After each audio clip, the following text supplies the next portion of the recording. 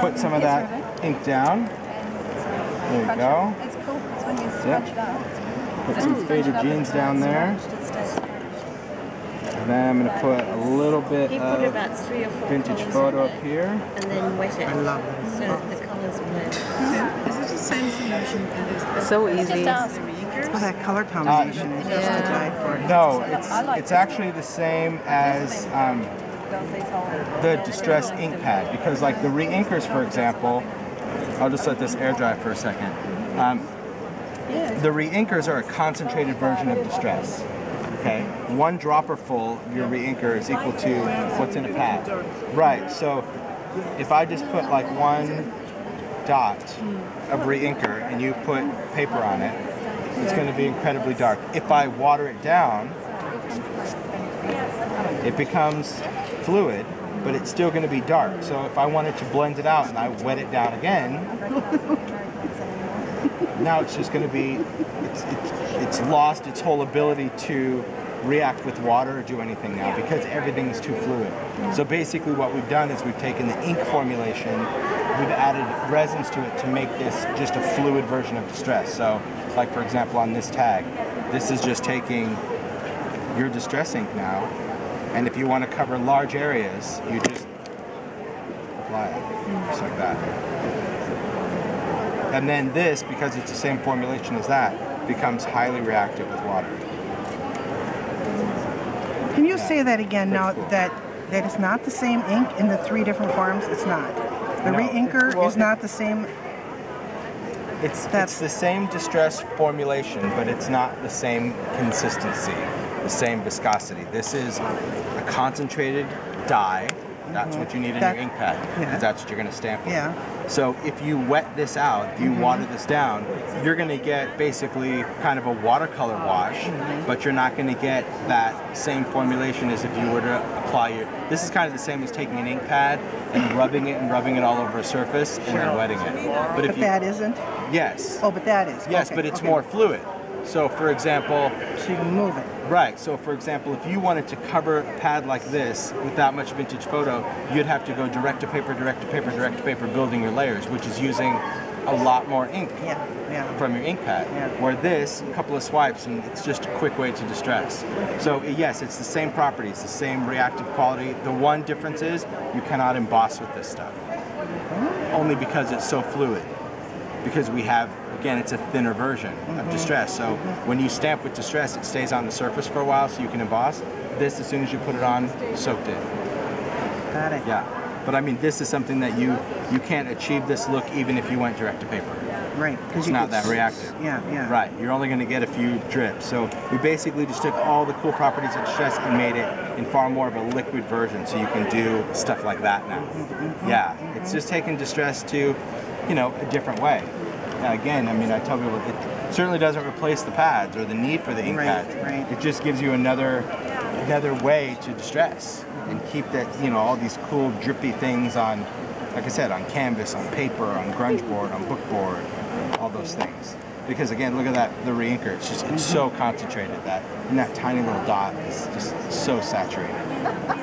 And that was really the challenge. I mean, if you saw in the compendium book I did, I was showing the technique with the scribble stain, you know, because that was kind of, I was wanting ways to get more ink onto the paper quicker. So I was trying to, you know, use the re-inker and spraying it, but you can't get away from those dark spots, which I like that look. But then I was like, oh man, wouldn't it be so cool to just be able to like, you know, Distress a tag in like seconds, you know, or get the Distress to drip and do all of that, but keep that color. Yeah. Because if I got broken china that fluid, it wouldn't be that vibrant. I'd have to usually do 2 or 3 layers to get it back to that intensity because I have thinned it out. Exactly. Yeah. So I know it's pretty cool stuff. Yeah, you figured it out. Well, our chemist did, thank goodness. But yeah, that's kind of how I was trying to explain it to them. I'm like, no, I need it to be Distress, but I need it liquid. They're like, so just water it down. I'm like, I don't want it watered down. I want you to take what's in here and just make it more fluid. And I think they came up with an amazing formulation. I mean, I love the way it looks. I love the way it looks on fabric, on ribbon. I mean, it's all Distress. It is. But now in a whole new way. All right, so let's finish this tag. Let me dry this up.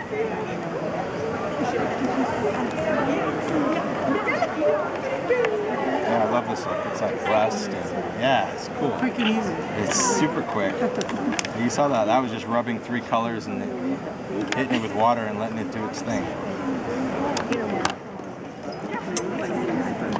Isn't that great? Yeah. And inking grunge board or inking chipboard. I mean, if you were going in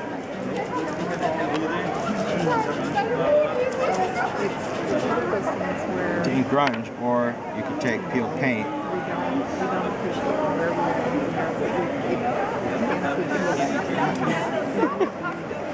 So much easier. Yeah. Or, you know, if you want to really build up the intensity, you would just dry it. That's a whole nother thing also about the stain, is that you can now get the color really saturated. Like I was demoing on the Craft Resist, you can see fired brick, and then you can see the second layer in that corner of fired brick. So now you can get the color even more saturated. So this would be, you know, peel paint blended, peel paint with 1 layer of stain, but you could go over it with a second layer of stain just to get, you know, a deeper version of peel paint. It's never going to bring it dark like Forest Moss. It's distress. It'll always keep its color. But I mean, really, you can quickly ink stuff so fast now. And I'd still pop that out and, you know, use my blending tool like I'm going to do on the tag, because I'll go ahead and introduce, you know, some colors to this.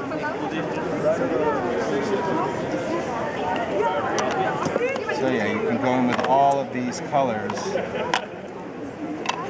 and just add to it.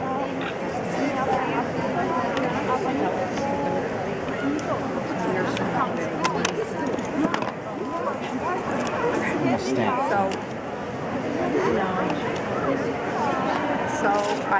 Okay, tell us your favorite new stamp set. My new stamp set, gee, I don't have a favorite yet. Not yet? No, I've had some fun uses for each one. I mean, I probably use the butterfly set more than anything, just because I love the script background. I love this background of it, Yeah. so I've been using that one a lot. Yeah, I don't know. I don't have a favorite yet. I mean, I know that the one that's getting the most use for me in the studio is Stuff to Say. Oh yeah, I'm Yeah, sure. Stuff to Say and Reflections. Those are kind of the 2 that are getting the most. Just because I cut them all apart now. You know, this one's designed to totally cut apart. Then you have all little words that you can stamp and make your own little quotes and sayings, and it fits the new Sizzix style. So all the little cutouts on the tags and tabs, that's what all these things fit. These fit the tattered banners. And just cut them. So designed a lot of stamps to cut apart this time. Alright, so I'm going to go in with, I want this background just to be a little fluid. So I'm just going to take the stain, rub it onto the stamp, and just stamp it out.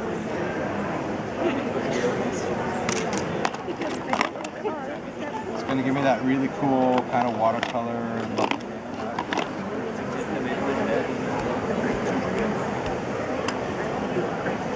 Simple. On the stamp cleaners, it's material on top. When you rub it on the stamps, they will wear out off quicker than you empty the bottle. Do you fill tops with these? We don't have replacement tops, but this is in the same fabric as a stamp cleaner. Okay. It's more durable.